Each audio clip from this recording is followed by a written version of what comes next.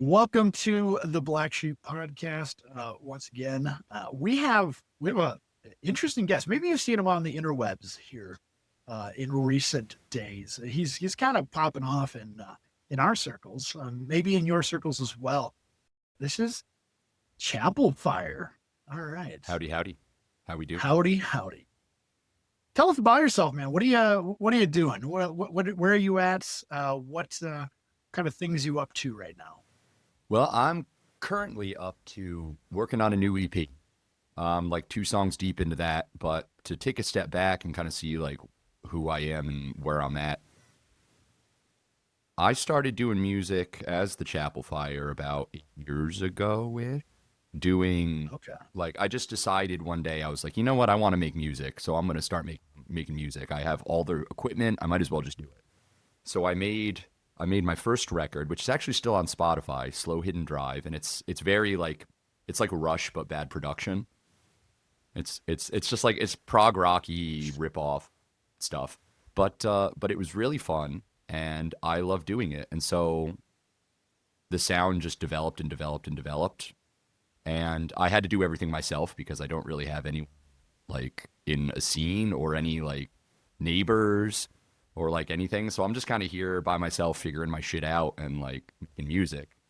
And it somehow evolved into the sound that you hear now. And Hell yeah. Dude, what I love the most about it is that you really have explored a whole kind of swath of genres so yeah, far. I've Um, been all over the place, and especially my older stuff. There's a lot of like there's like Latin stuff in there. yeah. There's the heavy stuff, but then there's blues, jazz, fusion, there's country, there's like all kinds of stuff. Hell yeah. Hell yeah. And I love that. I mean, because I think most of our listeners are not just into the alternative or metal Yeah. kind of sphere. I think we tend to listen to a little bit of everything. And I certainly do. I think it shows a pretty strong sense of musicianship because I don't know. I play guitar, I play drums, I sing, but I'm not good enough to be able to do what you're doing. And I'm very curious, where did you get your start? How did you get into music? How did you pick up all these instruments and learn all these different modes of singing and everything? And it is really, really impressive. Well, I would like to thank you, first of all. That's very kind of you. I'm very specialized. Like, I'm good at what I do, but what I do is very specialized.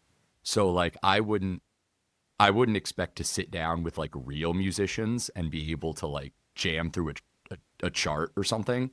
Like, Sure. I can't do that anymore. So, what I do is very specialized, and it came out of necessity almost entirely. I started, well, let's start from the beginning, right? My mother played piano in church, and she plays hymns like a motherfucker.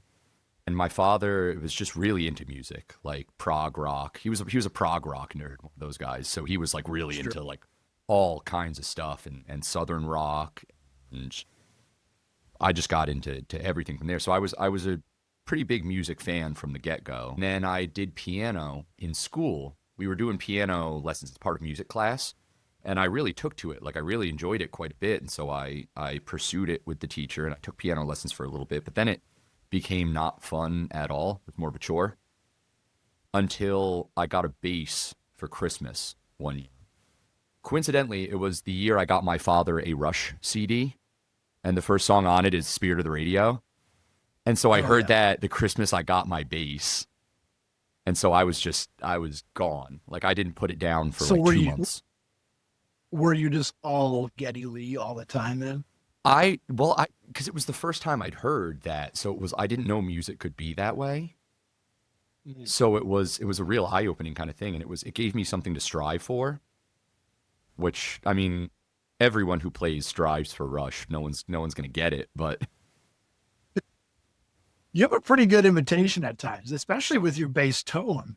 you know, that's all in the hands too. It's just, I hit really hard.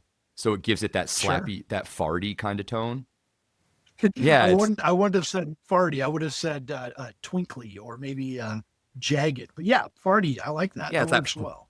kind of thing going on. But so I got the bass, and then I wound up like playing all the lead guitar parts on my bass, and like I actually tried to tune it up one time and wound up snapping a bass string because I was like 15 years old and like had no idea what I was doing. So I got a guitar, saved up, got a guitar, and that was I just have lived and breathed and eaten and slept and done that since. I mean, not entirely. I did spend a lot of time working in a club, and I was kind of like at that end of the music industry, so I didn't really play incredibly much. But as soon as I started Chapel Fire, it was just like the music's just falling out of me. I can't stop. Hell yeah.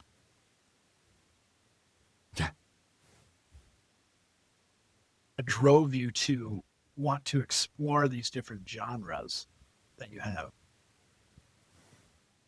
I Or is it think it's just just my boredom? sensibility of how I listen to music. Like I don't think of genre. Like like genre is only good in so much as you're competing with other people where to go with it, I guess. Sure. Yeah. Like like metal implies a certain idioms, certain sounds, certain textures, like bluegrass will Mhm. imply certain instrumentation and texture and tone and whatnot. But at the end of the day, it's all just vibration, right? Like Sure. it's all just this vibrating thing that we live in, and from the It vibration does of, sounds a little nihilistic so far. Yeah. well, you can look at it that way, certainly. And you Yeah. can Well, get I get lost it. in I that. get it. You can get lost in that if you want, but what good does that do anyone really? No, that's true. That's very, very true. So growing up upstate New York, looking the way you do, tattoos, different Yeah. color hair. I'm sure that you get some looks. Is that the case? Well, there's been a lot of movement from the city up here. So I think Oh, a okay. lot of a lot of people, especially locals, kind of look at me like I'm not supposed to be here, and I'm like, "Fuck you! You moved here after I did." Like, like I've been Fucking here my whole gentrifiers. life. Like, I've always done me. Like, I've always pursued what I wanted to and done what I wanted to, and I've been lucky enough that I've been able to do that and been in a situation where I've been able to, you know. But Yeah. yeah, it's definitely, and my like I grew up Baptist, like church going, God Okay. fearing, Bible reading, Yeah. and obviously that So you didn't grew up take. that you grew up that way, and you said it did take. Is that what you said? No, I didn't. How's that informed your life now?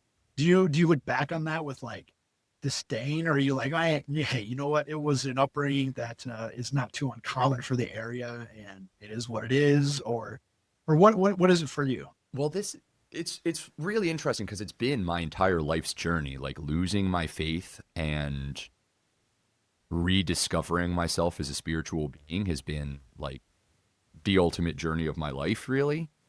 And yeah, I looked back on it with absolute disdain, and sometimes I still do. Like there are some things that happened to me that definitely shouldn't have, but you can't hate the stuff that made you, right? If you love Right. yourself, you can't hate the stuff that made you.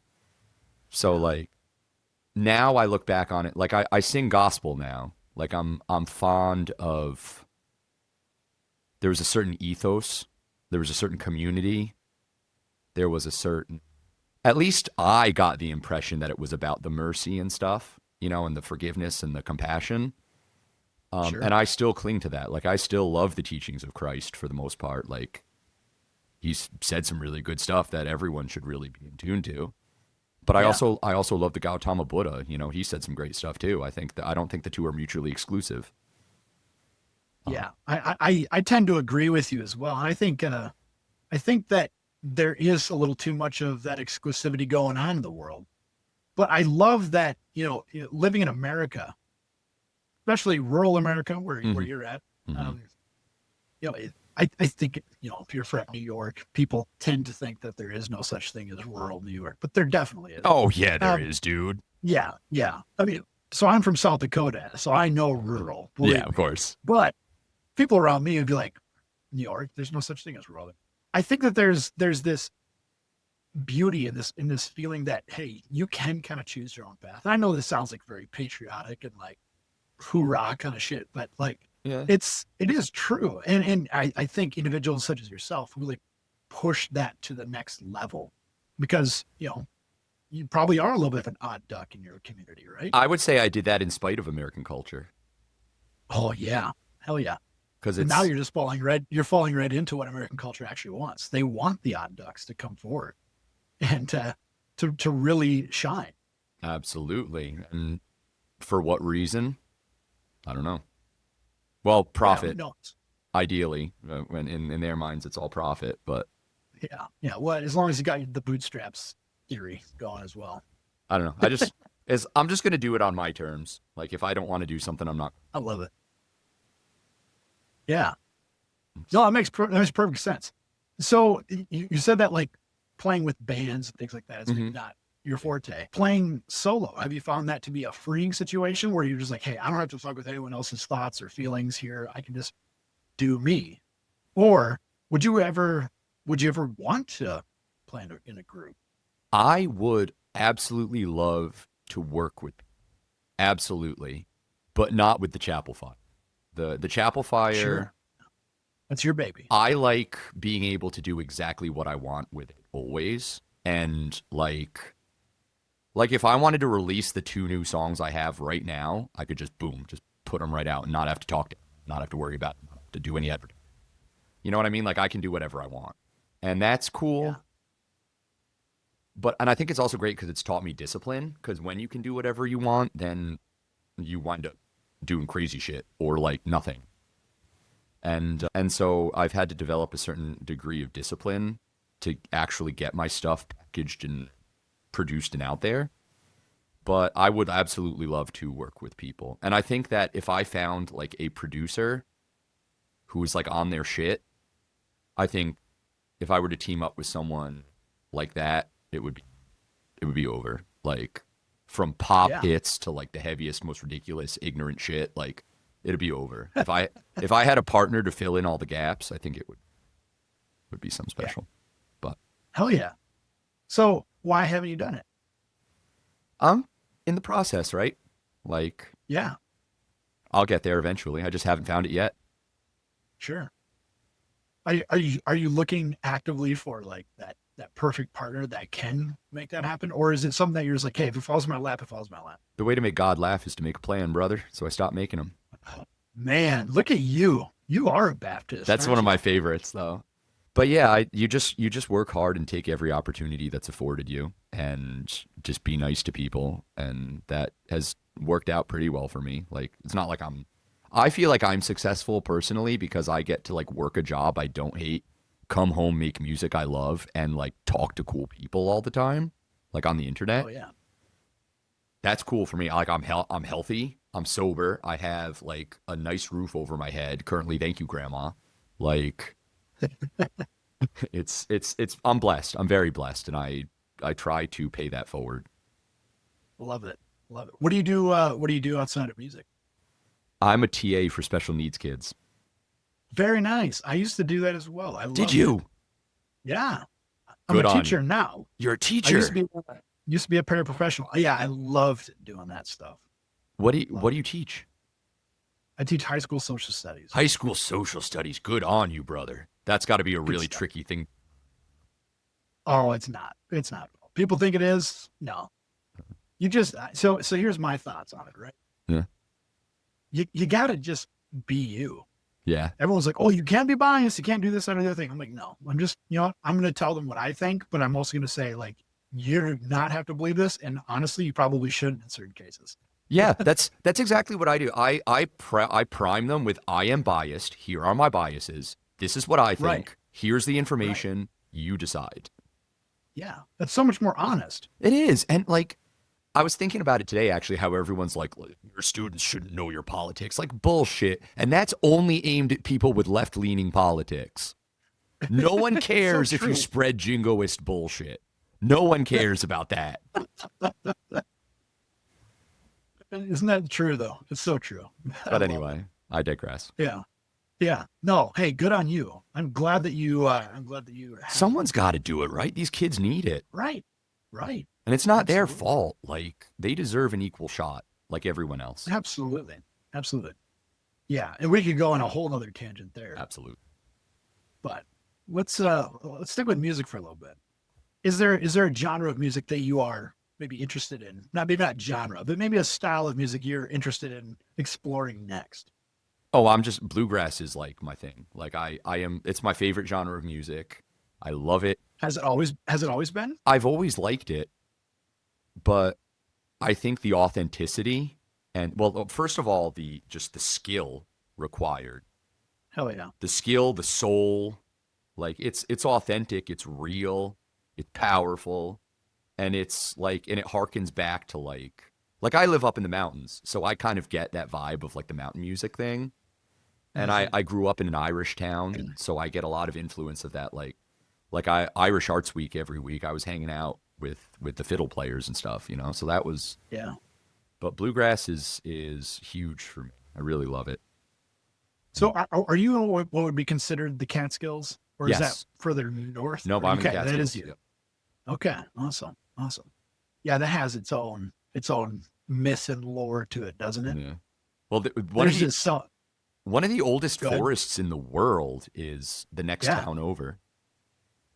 Like, Like how do they like determine that? Like, is it just radiocarbon dating or whatever? They, I am not sure because it was a long time ago that I read this article. But yeah, it's in the town over, and it's like millions and millions and millions of years old, wow, which is that's crazy because that's, so we're in some, like, this is the foothills of the Appalachian Mountains, and it's like it is some, like, there's some spiritual stuff going on here for sure. Like, oh yeah, it's crazy. yeah.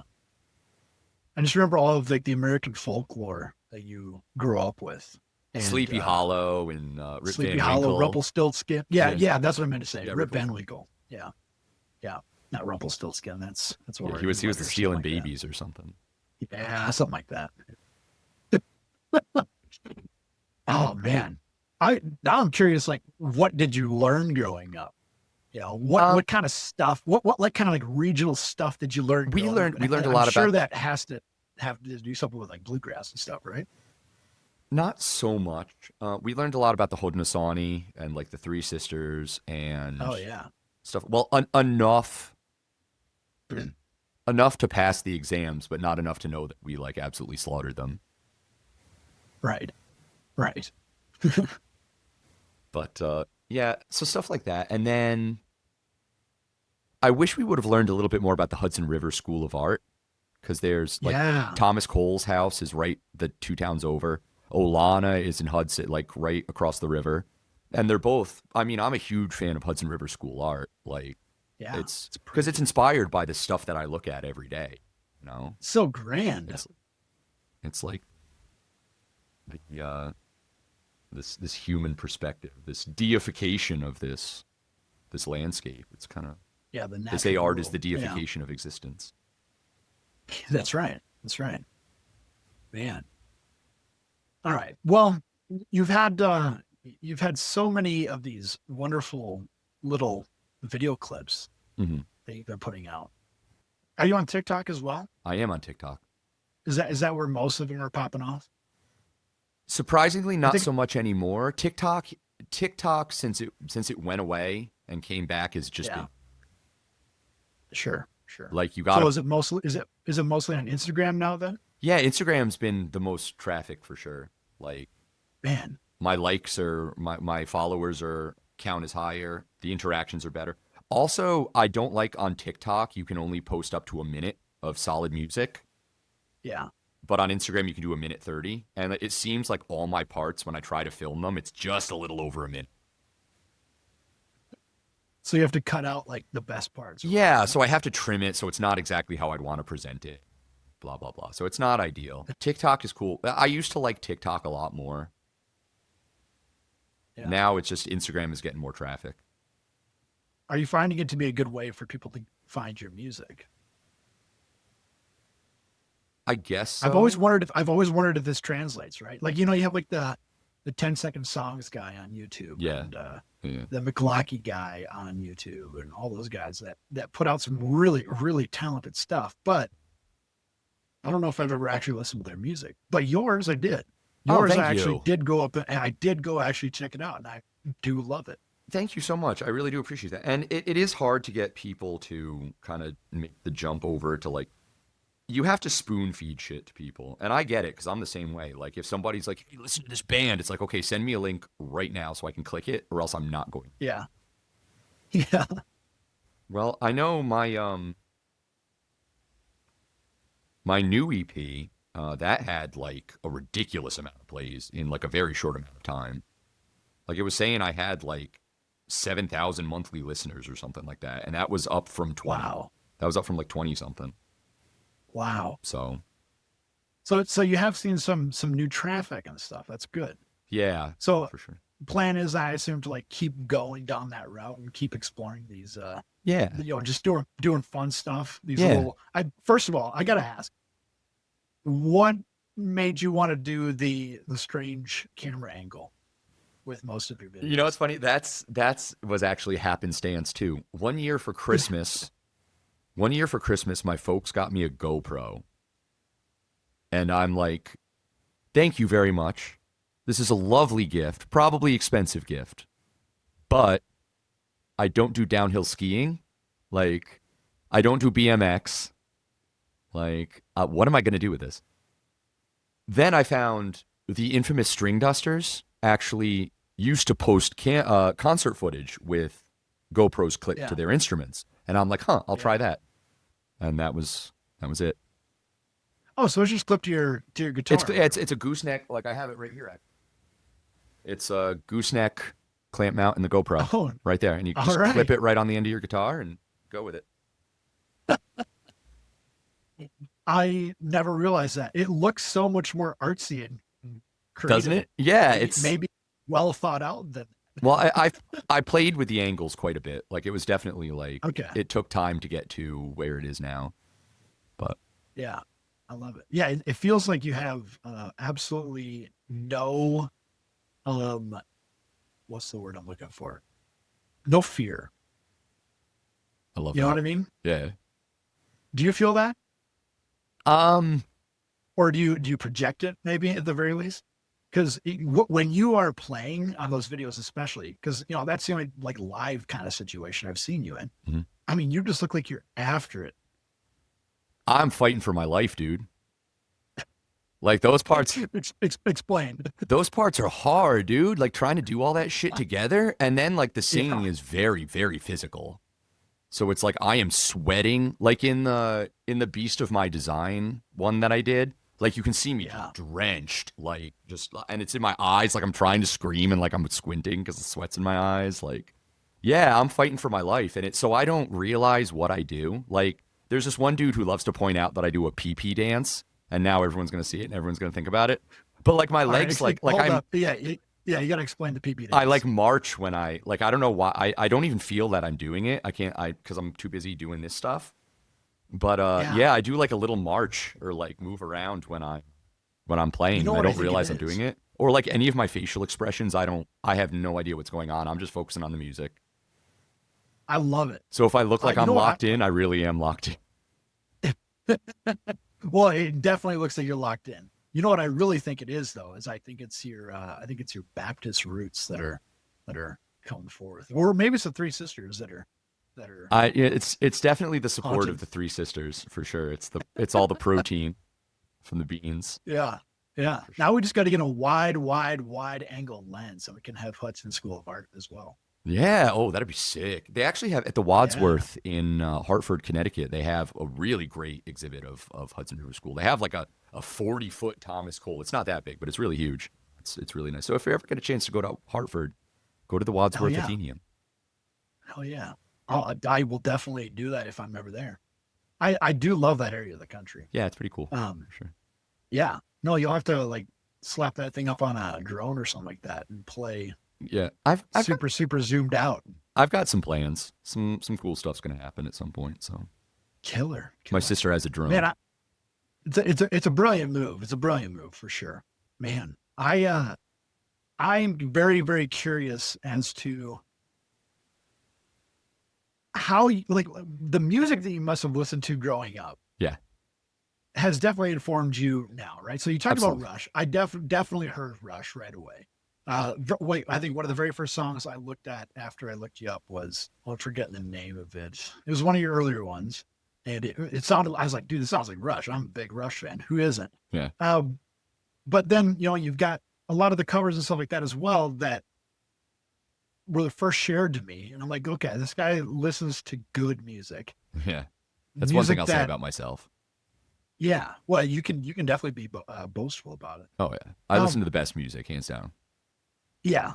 It's only the music that is the best. I listen to the good stuff. There's what did The, Duke Ellington said, there's good stuff and there's the other stuff. He yeah, was too much of a that's what exactly. statesman to tell it like it is. Yeah. Because yeah, there's definitely bad music. Like most of the stuff you listen to Oh, for every sure. day is going to be really bad, but like you can learn stuff from that too. Yeah. Yeah. You're kind of in like this like in between world, right? Where you're not Christian anymore, but you have some of these tunes from, mid 2000s that have, Christian overtones or Christian undertones at the very least, right? Um, so is that music that you're still into? I was never really into the Christian thing. In fact, I think that kind of repelled me at the age when I was listening to that music. Sure. Maybe not repelled me, but I definitely was like, ha, losers at the time. I personally, it's just so inextricably tied to who I am that like it comes out. And I like the mythology. I like the message. Obviously, we talk about Jesus. Like I like a lot of that stuff. But yeah, Christianity is like it's like everything else. I take the good parts from it and save that and leave the rest. Like could care less. Good Couldn't. call. Couldn't care less. Yeah. Yes. Grammatically correct. That is a TA right there. I like it. Right. It's good. Yep. Yep. Passing it along. Well, awesome. You're are you classically trained in any way? No. Not at Um all. I took well the piano lessons I took were I suppose classical. I studied jazz for a little bit. Okay. When you say studied it, like you mean I went like to you I actually went to school for school about a for it. year Okay.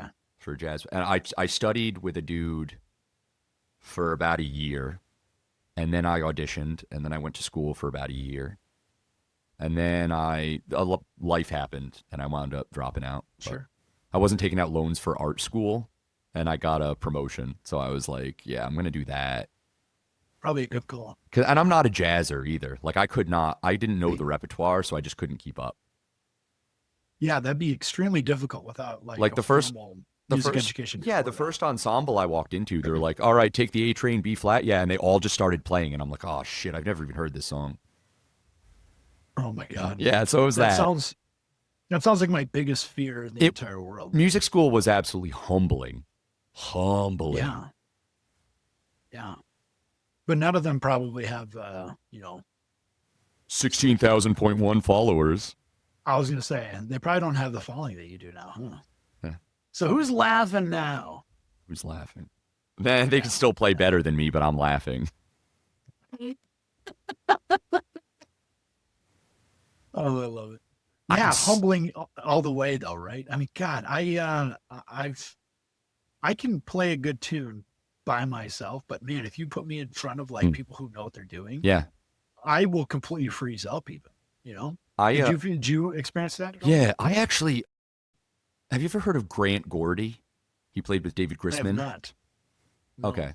Well, he's an awesome guy. Everyone look up Grant Gordy. He's a jazz guitarist, played with David Grisman, phenomenal, phenomenal player.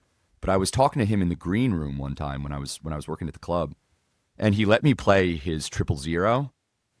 I think it was Yeah. his triple zero. And I was playing this beautiful Martin guitar right in front of him, and I just like fumbled. I just totally fumbled the bag. And I was like, sorry, dude. And he's like, no, no, you're all right. You're all right. He's the nicest guy. He's the nicest guy, but like I could not play his guitar in front of him. It's so terrifying. It is. It is. When it's like if you're someone who's like an armchair intellectual, right? Yes. And you meet someone who's like a true on true intellectual. Just like Mensa, like chess playing motherfucker. Like, yeah. Yeah. You're like, what the fuck am I even doing? Yeah, they're here? talking and they're just talking around me like I can't Yeah, even you're like, oh, I can't even pretend.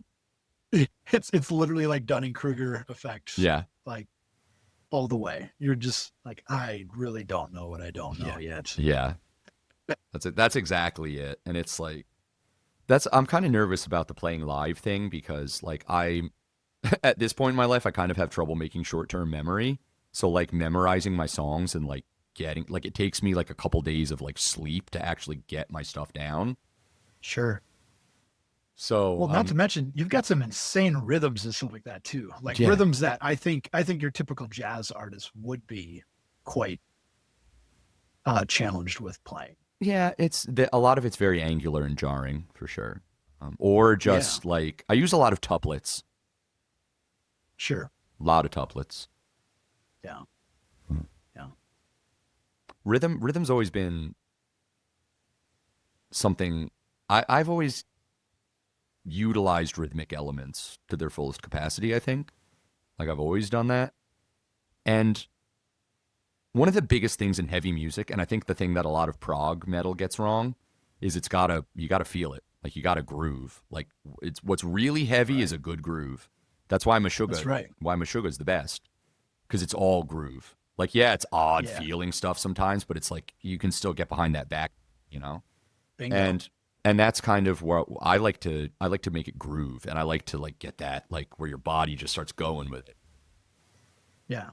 I was trying to think of a really profound metaphor quote that I could ascribe to myself. And this probably sounds cheesy as fuck, but I'm like, if it doesn't move you or make you move, it ain't music. Yeah. You know? I don't know. Yeah, it's true. Maybe that's not even original. Maybe that's well. Chris Thiele had a really good quote about that, like how music's got to dance as good as it thinks. I'm like, oh, that's a way better way to say what I said. But because he was talking about the way he plays like Bach jigs and like partitas and stuff, and like that was originally dance music. But you listen to these classical cats play it, and there's like so much rubato and so much like, and you can't move to it. And this is dance. Too much in and out. Yeah, too much in and out. And you got like. When Chris Thiele plays a partita or something, like you can feel it, like there's rhythm to it. Right. So what kind of groups do you think do that better than anyone? Car Especially Bomb. in genre. Car Bomb. Okay. Car Bomb is just their rhythms are just stupid. Like what they do. It's math. It's not even music, but like it's the best kind of math. Yeah. I see that. I see that. Car Bomb's really good. Utopia was doing really angular, crazy out there stuff. For sure. I don't even know. I don't think I listen to too many bands like that anymore. Yeah. I don't try to be like super, I'm not a Tool fan. Oh, like, Tool. Yeah, Tool's great though. Like one of those Tool fans that are like evangelists about them. But I think Tool does that pretty darn well. Tool's really Where I'm not like a Tool fan. Right. Yeah. You want to distance yourself from that. But like I do like Tool quite a bit, for sure. Yeah. But they're one of those bands that I think definitely does that, right? Where they'll take you down routes where you're like, I should not be able to be moving to this. Yeah. Grooving to it. And yet I am. Right? That's exactly it. There's some gent bands that do that, like Meshuggah. Yeah, Meshuggah is probably like, well, honestly, I just think Meshuggah is the heaviest band ever. Like, so far as like aesthetic, lyrics, technicality, like the whole, and I think they're the most potent psychedelic band this side of Pink Floyd. Like, if you look at their imagery and their lyrics and some of the stuff that they're talking about, like it's psychedelic stuff for sure. Like, but just the dark side of it, like the black angle of it versus like versus the funny, trippy sea squiggles and rainbows shit, Right. No, their stuff is I would throw like Gojira in that same category. Yeah, Gojira. Maybe not quite as dark. No. More radio friendly, I guess. Yeah, to an they're extent, more but riffy. They're like they got the riffs. Like yeah, they're all about the yeah. riff, and that's important too. Like a good riff is where it's at for sure. Oh yeah, oh yeah. Interesting. So, any plans to expand into a more band type situation? Yeah, I know he's talked about a producer and stuff like that, but like a band type situation. Any I'm kind of thoughts? developing an audition process like as I'm going because not only do I want to find good players, I want to find great human beings and like people that I can Yeah. form lifelong connections with and really like people I know have my back and vice versa. Hell yeah, So I'm coming up with routines and it's going to be strenuous and it's going to suck. So whoever's going to audition is going to have to work for it for sure. for sure. But Yeah. yeah, I'm doing that. And my buddy said he'll play guitar for me. So I don't have to worry about that because finding another guitar player would like that's a big deal. Like guitar players Oh are yeah, hard, yeah. but like I really want a good rhythm section because that's the most important part of the band. Like that's the I identity. think I might. I think I might know a dude that would love to play drums, Sweet, and he's very, very good. Great chops, great feel. sweet. Send him my way. Yes, we'll do. We'll do. If you need a clean vocalist, I would love to throw my hat in the audition ring. Just I would absolutely love to have you feature on something or have you do whatever. That'd be awesome. sick. Yeah. Well, we'll have to exchange numbers. Yeah, I'll have to check your portfolio and stuff. Yeah. I have no portfolio. Oh, My you portfolio is I've won a lot of karaoke contests. Oh, that's a portfolio for me. It's all hearsay though. That's portfolio enough. I spent the money. I spent the money. Oh, all right. Well, hey, let's move into top 5 most influential albums. All right. Are you ready? I am ready. Let me pull out my Beautiful. notes app and see what I put. Number 1, well, in no particular order. Between the Buried and Me's Colors. Oh yeah, I That see this. All that right. record changed my life and actually saved my life, really, because like I have bipolar disorder and obsessive compulsive disorder, and I've dealt with like some serious fucked up mental health shit like my entire life. So I was obviously, and I wasn't diagnosed until like my late 20s. So like I was a very depressed and messed up kind of kid. And that album came along, and there's that song "Son of Nothing" about the dude who like hurls himself into the sun, and like Sure. he's like on his way there, and he's like, wait, maybe life is pretty cool, and I want to live it. And that was a good message for me, like, because that was kind of the spot I was at. Like, I wanted to hurl myself into the sun, and like, here is this music that's like, just like I didn't know music could be that way, and I didn't know you were allowed to go that hard. Sure. So like once I knew it was over. So Colors was huge for me, and I still play it all the time. I still put the vinyl on every now and then. Like it's a great record, and it aged really Great well, call. I think. Oh yeah, it sounds just as good today as it did then. Yeah. 100%. Number 2, Number 2. Boston, self-titled. Oh yeah. Oh yeah. That was honestly what made me want to play music. Was my driving in my dad's old Cutlass Sierra, white Cutlass, with Did you hold up? Did your dad have a gold chain and a hairy chest? he would no, he's not a Guido, but he's kind of the opposite. He like hates Guidos. He like Guido bashes. Yeah, he does. He does for sure. All the He time. goes to the Jersey Shore. and Like just, anyone fucks from the people up city, or he's what? like, "Mrr." He's like racist to people from the city. It's horrible. But yeah, Boston. So listening to that on the tape deck in the Cutlass, driving to karate class was like my shit. So driving to karate. yeah, I driving to love this. karate class. This is like an Amblin Entertainment kind of film. Oh, it absolutely right. So Boston self-titled, and it's like the most punk record of that era because it's all DIY. Like this dude made that shit in his basement, like with his own shit. Like Yeah. and it's the one of the best sounding records of all time. Like I have no idea how he produced that shit that well. It sounds so good. The songs are incredible. Like Peace of Mind is heavy as fuck. Like the dueling guitar shit, like that's so heavy. It So rips. Boston was a huge influence on me. I did not know that he produced that himself. Yeah, he did the Man, whole back thing in in his basement by himself, like on a Back 24-track in the- recorder. That's fucking nuts. Yeah, and did everything. Like it's that's why I say it's so crazy, because it's like it's a DIY, like, but the best sounding record of that era, hands down. Like Yeah. the arena It rock sound record.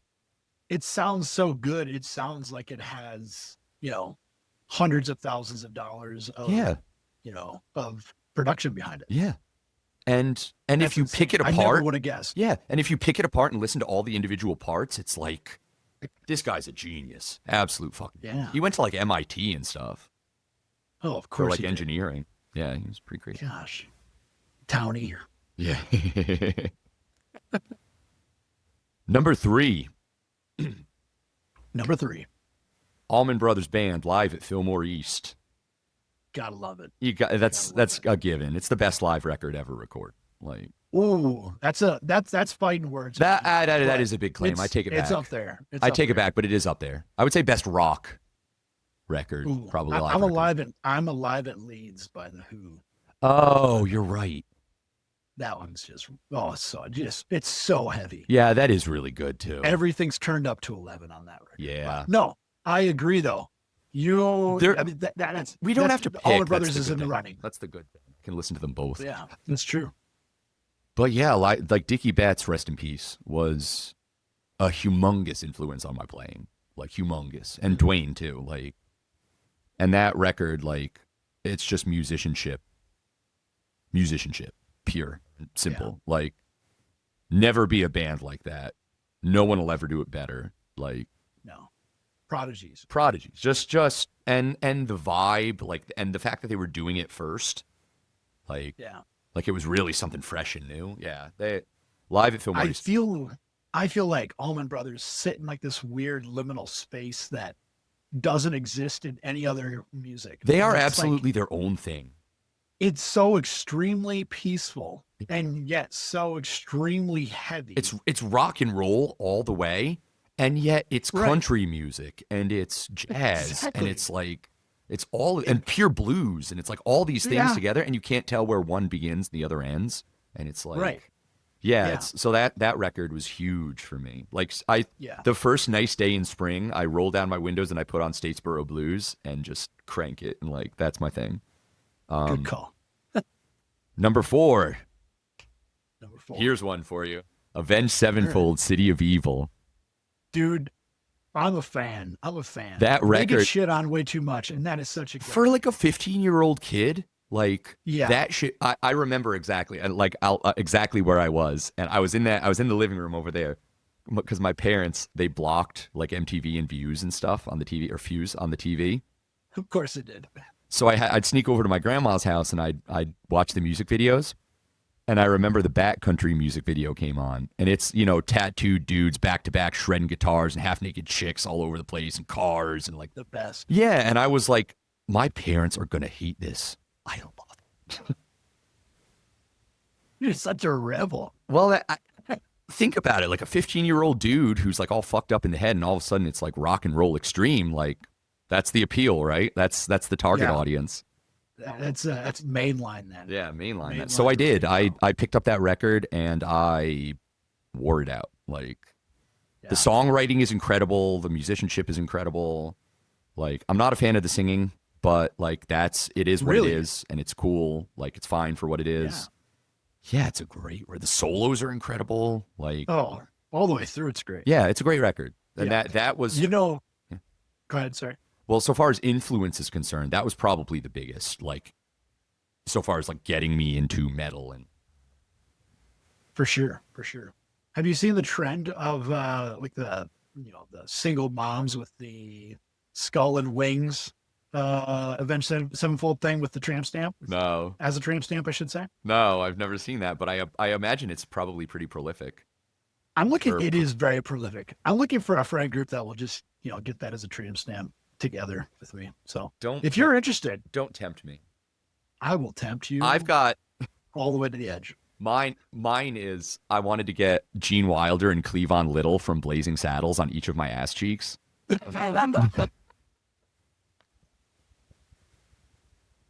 Right? Like, but I don't think I'm going to do that. Please do. God, dude, if I do, everyone's going to see it. But like, yeah.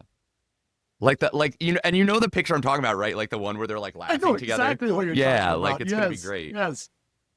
Oh, that would be too good. Then you got to get a Mongo tramp stamp. Yeah. Oh my Instead. God, I do. Mongo on the front. Yes. Just punching a horse. Oh, Mongo straight. Yeah.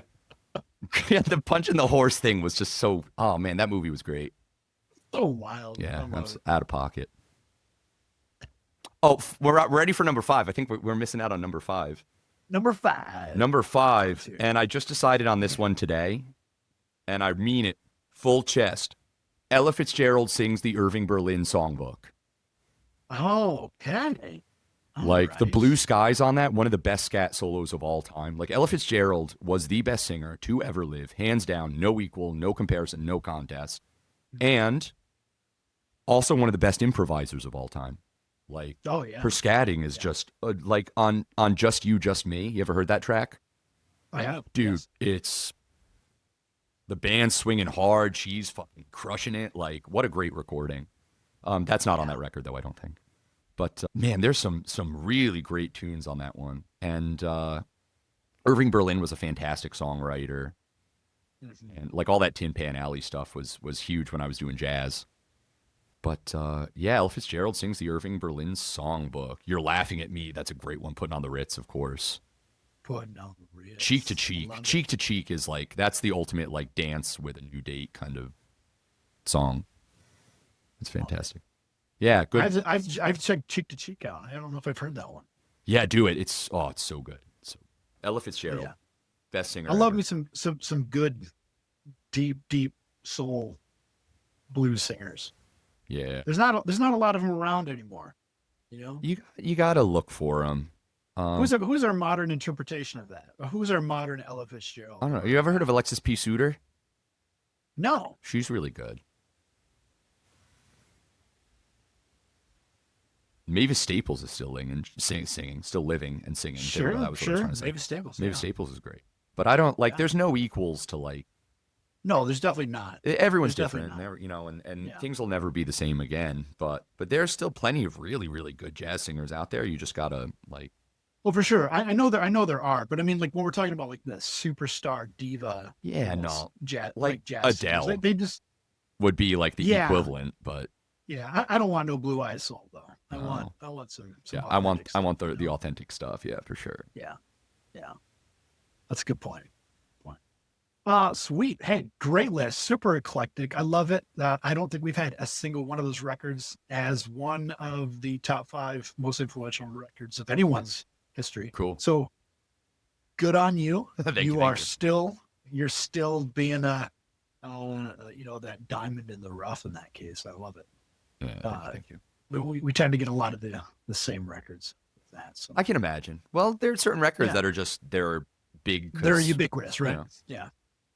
They're influential. That's literally the whole point to it, right? So Like it makes sense. yeah, absolutely, and that's Yeah. there's certain like I don't know, like Marvin Gaye's "What's Going On." Hell yeah. Like that record's just good. Everyone's gonna be influenced by that record. Stuff like that. Mhm. If you're not, you don't have a soul. Yeah, you can't really be a musician without being influenced by it. Have you ever Something met like that. someone who's like, yeah, I don't really listen to music. I don't really like music. I actually have, and it's super weird. It's weird. It's like it feels very Mark Zuckerberg. Yes. Like you're not human. You're not human. I do feel very he- or- uncomfortable. Or they would like fake it, right? Yeah. Be like, oh yes, I really like. I really like I love this Ella music. Fitzgerald. Ella Fitzgerald? She fits in a Gerald. I think I have her on Facebook. So, what would you like to plug?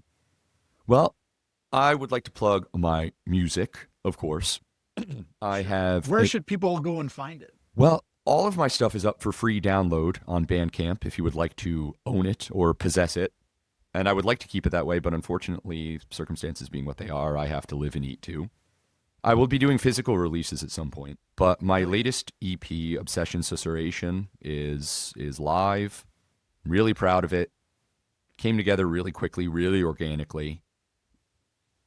and it's definitely like the hardest hitting, wackiest stuff I've done so far. Hymnal, I just put out a remix of that. It's the vocals are a little louder. So yeah, check out my music. I'm on TikTok, Instagram, the Chapel Fire at the Chapel Fire. What else? I don't really have much to plug. It's basically just the music. I'm all about the music, man. Good stuff, man. Yeah. Leave it at Oh, that. Anything else? There is that one thing. Okay. So so I met this guy when I was at the club, right? And he actually makes didgeridoos, like handmade from like all kinds of exotic woods, right? Yeah. And he fills them with like, and there's different kinds of like beads and like crazy stuff you can put in there, like if you want to make like a rain stick or whatever. There's all kinds of different instruments and stuff that he's making with these kinds of things. And so he actually got in touch with me and is wants to make an album of didgeridoo music. So I've actually been listening to and studying some of the great African, Australian Aboriginal performers, and so there's some really great inspiration and wealth of knowledge coming out of that ancient style of music and expression. And Sounds of Uluru. I love it. yeah, it's definitely something. So this guy is trying to get me to do this album of music, and there's actually this buddy of mine who has a studio a couple towns over, does everything on analog, like really great like tape reel to reel recorders, and like he's got like his own Mellotron, like he's got a vintage Mellotron, like he's got all kinds of really cool stuff. But the most important thing he has are his microphones, right? And he's got these really great vintage microphones that really pick up the expressive nature and the vibration of the didgeridoo. And so percussion will be primarily rain stick, and we've picked glass beads for this one because that's just the tone for the preferred rain stick tone. And then didgeridoo. So it will be me and this gentleman. His name is Francisco, like a monk, and he's going to be playing didgeridoo with me on this next record. Interesting. Yeah, and I think it's going to be called something Typhoon. Typhoon. Oh. Is it gonna have like an interesting spelling on typhoon, or is it Yeah. It's actually like an antiquated spelling, a Portuguese spelling. Okay. Yeah. Portuguese spelling. Of course, it would be Portuguese. Of course, because they traveled all over that area. They certainly did. Those West Indies, I tell you. Yeah, something like that. Or East Indies. East sorry, Indies, yes. Yeah, East Indies.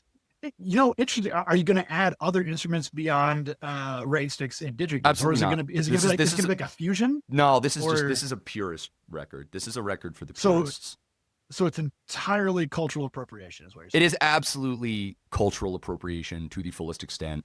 I love it. You could be the Eminem of didgeridoo of African Australian Australian Aboriginal Aboriginal music. Yes. I'm a fan of this. I think you should shoot a music video at Uluru on the very top of it, completely naked in a buckskin. Completely naked except for a buckskin. Well, and then you should probably also have the fattest booty Aboriginals, Well, or something like I don't know if you've ever just to bring in views. I don't know if you've ever seen you know Fela Kuti, right? Oh, I love Fela Kuti. Have you ever seen his sons? I got to work with Sound and Femi, and the dancers they have with them. Holy shit! They move and they move and they move and they move. And they don't stop. Yeah, unbelievable. Just skill. I think I've watched every single live performance of Fela on that I can find on the internet, and it's the same thing there. Like. Unbelievable. The dancers he had, and the backup singers he had, they didn't stop moving. No, ever. No, Afrobeat is that real shit, like that real. Like. Yes. But there's a fine line between good and bad Afrobeat. No, absolutely. Well, that's everything though, right? Yeah. Like every music has got really bad stuff in it too. For sure. So yeah, stay tuned for Typhoon. Dude, I'm excited. Typhoon. That's one genre of music that I have not dipped my toes too much into. The Australian Aboriginal. I'm excited. I think if it's you doing it, you'll lend a very interesting perspective. You're a formerly Baptist perspective, upstate New York perspective, and I can't wait. Absolutely, and it's going to be probably pretty racist.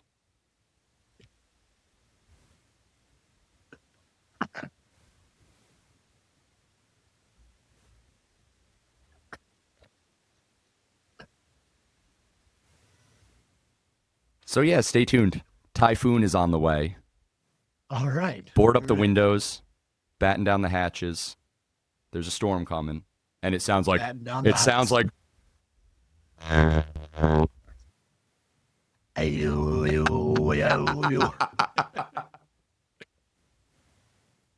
To be clear, I do respect that music tremendously.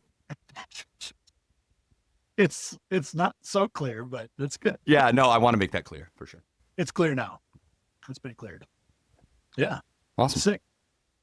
Well, hey, thank you so much for coming on. I really appreciate it. Thank you for having me. Yeah. It was a good time. Yeah. For sure. Everyone, go check out Chapel Fire if you haven't yet. If you need to, check them out on the Instagram and the TikToks first, and then go get yourself some delicious tunes on the old Bandcamp or on the Spotify or on the Apple Music, YouTube Music, or Apple Music, or wherever you're at. Absolutely. You know? Do your thing. Do your thing. Love it. Well, thank you again. Thank you so much. Appreciate it. And we'll be in touch, sir.